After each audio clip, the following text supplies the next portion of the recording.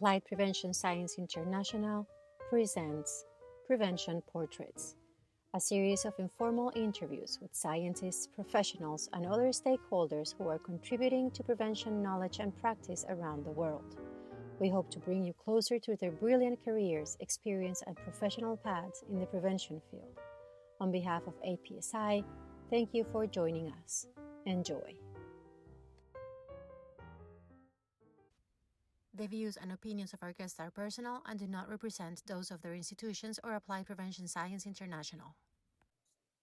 Hi everyone, and welcome back to Prevention Portraits. I am Maria Luna from APSI, and I'll be joined today by our president, Dr. Zili Sloboda. Hi Zili. Hello everybody, welcome. Our guest today is Jeff Lee. He's a member of APSI's Board of Directors and former Executive Director of the International Society of Substance Use Professionals, ICAP. He also currently serves in the role of Senior Advisor to ICAP.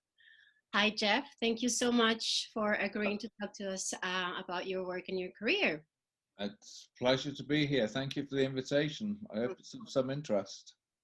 I know I only talked about your role or your current role with ICAP, but the reality is that you have been in the substance use field for many, many decades. How about you tell us more about your career? Okay, I'll try and give you a potted version for all those years, Maria, that I've been in it, all those decades. But yes, it actually does go back to the 70s, I suppose. I was a teacher and always committed to what education should be about and wanting to achieve, and felt a lot of what we did in education was probably irrelevant from a lot of kids, and that we should be focusing on was what was relevant to their lives and leading a meaningful and healthy life. And I got involved with health education at the time, and health education back in the late 70s was about teeth, nits and naughty bits, and you told people the facts about what would happen if they did things or if they didn't do things, and that they should clean their teeth and they should avoid doing naughty things and so forth. And then suddenly I think we started saying, well, it's no good just telling people things and giving people knowledge, information about things. We need to actually look at why people behave the way they do, and how do we address the whole issue of healthy behavior and attitudes and the skills that young people need to function meaningfully in life. And I then got involved with the whole substance use issue, got involved with the National Training Organization and developing resource material and training, particularly focused at youth workers and teachers and schools. The 80s was a very golden period in the UK where there was actually money around to help people look at this issue of personal and social education and drug education because of the rise in concerns about drug use. And so a lot of training, a lot of development took place in the 80s. And for some reason, I got involved both nationally and internationally in trying to promote this area of concern for young people's lifestyle and their healthy skills and attitudes, and how to avoid the issues that drug misuse can cause at the international level. And was fortunate enough to obviously come across people like Zili and yourself and Apsi, and realize that there were a lot of people trying to say that prevention was a focus and education was a focus that we needed. We put all the energy in, certainly in drugs, in supply control, and we were very focused on treatment as the next issue. And suddenly we found that perhaps we ought to put some energy into what I call the midfield of my football game of prevention and education, to actually help people address how they can have some say and then be enfranchised to make choices and healthy choices about how they behave. So that's my potted history. Thank you, Jeff. Zili? Oh, Jeff, when we were arranging this interview with you, this portrait, I thought back, I'm gonna cry. I just thought back to the first time I met you. at a UN meeting, many meetings, I already remember when. And I was so impressed with your perspective on the future of this field. I thought to myself how much I would love to work with you. And indeed, it happened. It's amazing. And it was such a pleasure. It is a pleasure to work with you. It's one of the greatest pleasures of my career, actually, to have gotten to know you and to think. I love your thought processes about things. And just, we'll probably talk a little bit more about this later, but what are your ideas about, you talked about making this prevention an international field and professionalizing the field. And I was wondering if you wanted to just have a couple comments about what your thoughts were about that issue. Sure. First of all, let me say it was an equally incredible experience for me to meet you as the person I heard whose name was there in lights as being the person that was behind all that was happening in terms of developing the profile and value and need for prevention, and seen as the person that led the whole development of prevention science. And to find that you would actually speak to me and spend time with me was quite significant, because I've never been one to sort of feel that I was an academic or a researcher. I've always valued research and academia, but always felt that my role was to say, well, that's great, but how can you translate that into practice and make it accessible to people to make use of the research? And to find someone like you, who was both at the pinnacle of academia and research, but also then I found that as a person, you were a human being and actually understood and had such emotions. And I won't tell people about our time sitting in Miami that afternoon, but it was you had to bring that up, huh? It has just always been a pleasure and a pinnacle for my career to say I've worked with you and with people who have both shared like minds but come from different backgrounds and perspectives. So I've forgotten the question you asked me now. What was it? Talk about the international professionalization of the field. Okay, And some of our early discussions were about that, and some of your ideas, the structuring it, and that was actually the basic basis for ICAP. Well, absolutely. I mean, I think the whole thing, even when I worked for the Mental Foundation before I worked for ICAP, and the whole thing there was to say, how do we actually give a focus on prevention and education so that people can access training to actually become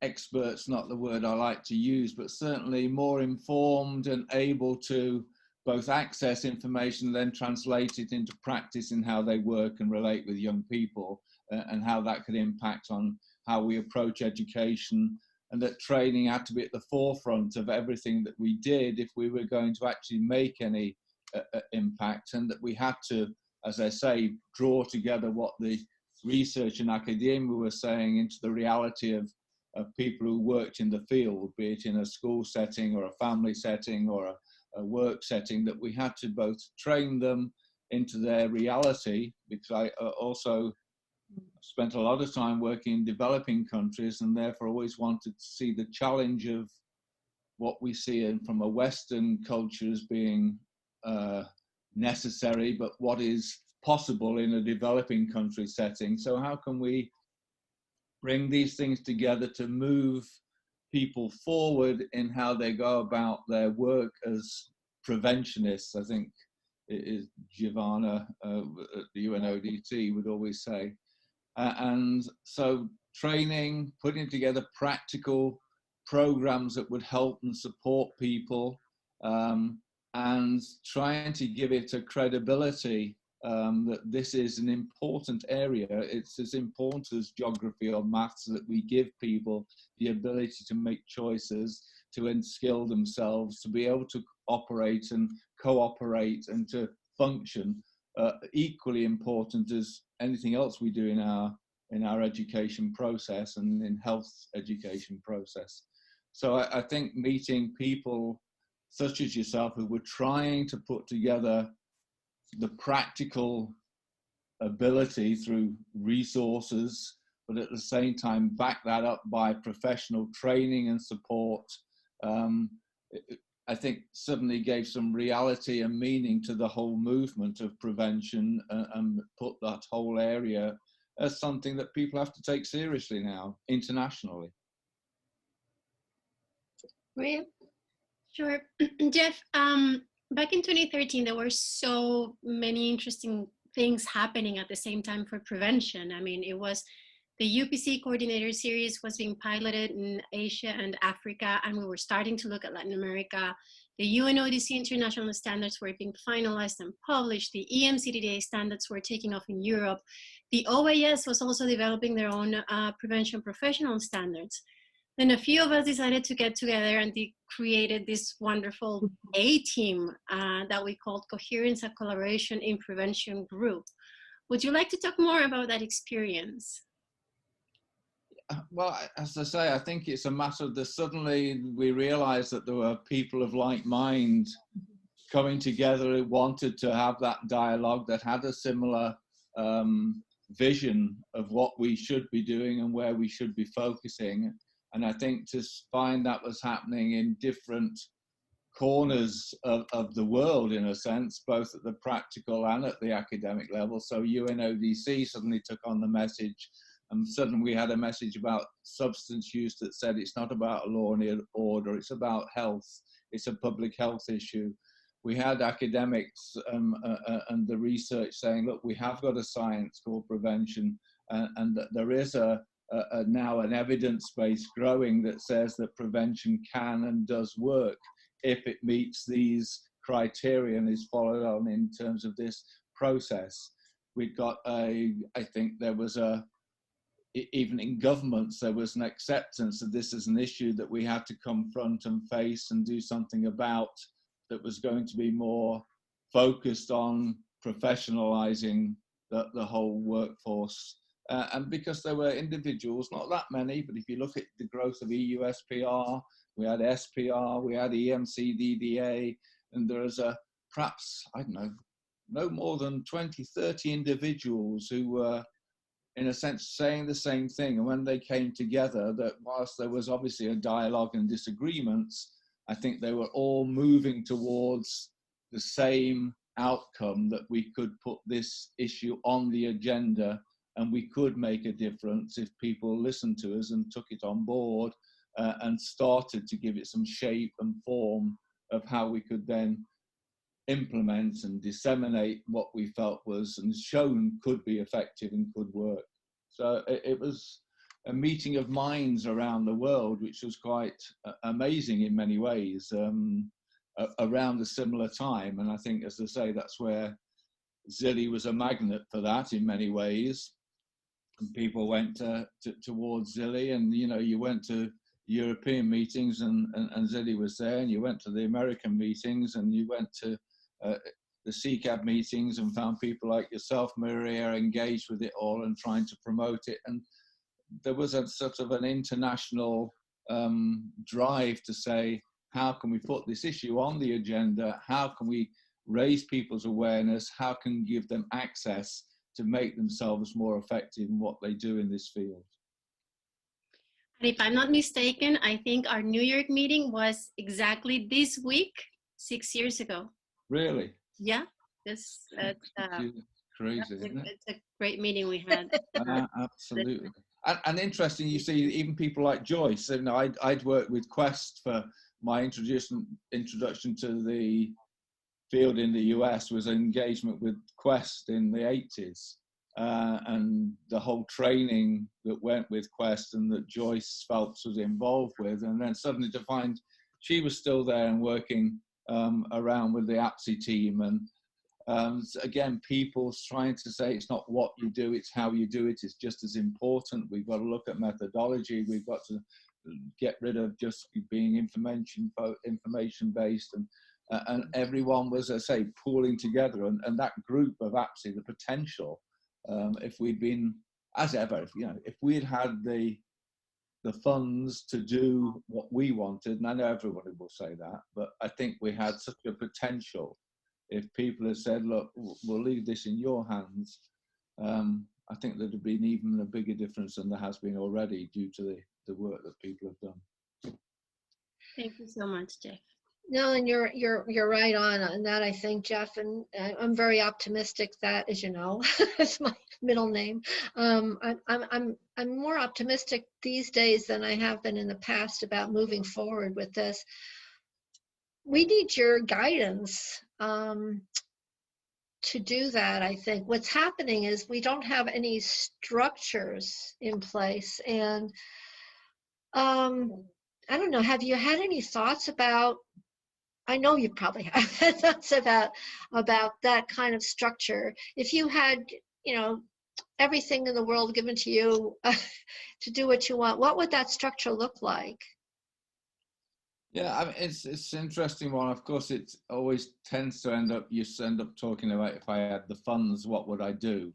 And I think it's nothing magic. There's no magic complicated answer. I think it's something we've always said all along. If we could actually build and work with a team of qualified, committed trainers and curriculum developers who can translate theory into practice in a meaningful way, and if that team could work to support and train others internationally and be given the remit to go to countries. I mean, I look at ICAP, and of course there's many issues and problems with an organisation that's like ICAP, but if one looks at, we've now got 25 national chapters, and they are organised, just countries that have shown that there are organisations, including governments, who are saying, look, we want to do something about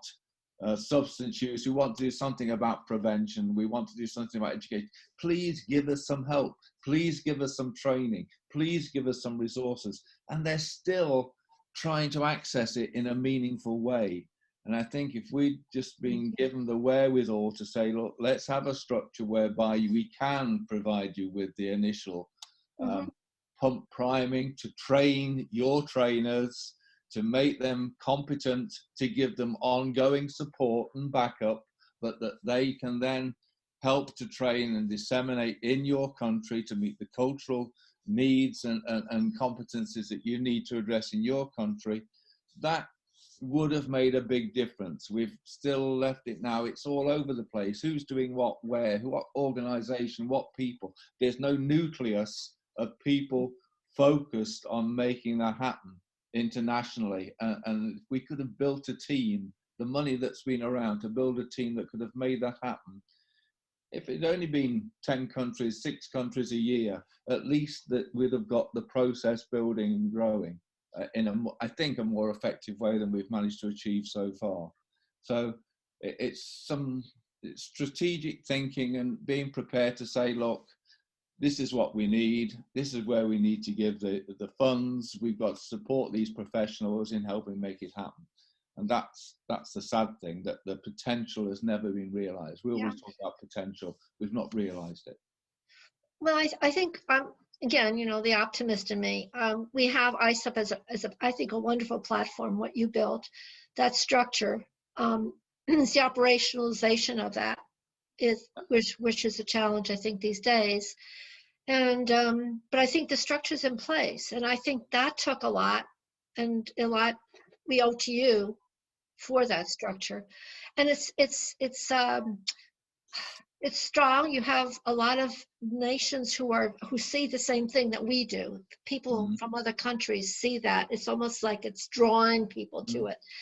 So I think in the future it'd be really wonderful if indeed we're able to develop a plan for operationalizing the things you're talking about, because the structure, sometimes building the structure is often very difficult, as we know. And I think it is, again, I suppose, about financial independence, that now, in a sense, if one had that, that we know there is a nucleus, there is a team, there is the people that you've got in Apsi and a few others around that we know we could draw into the group to help us have a way forward that would be, I say, both accessible and meaningful and make that difference, and that people are asking for it.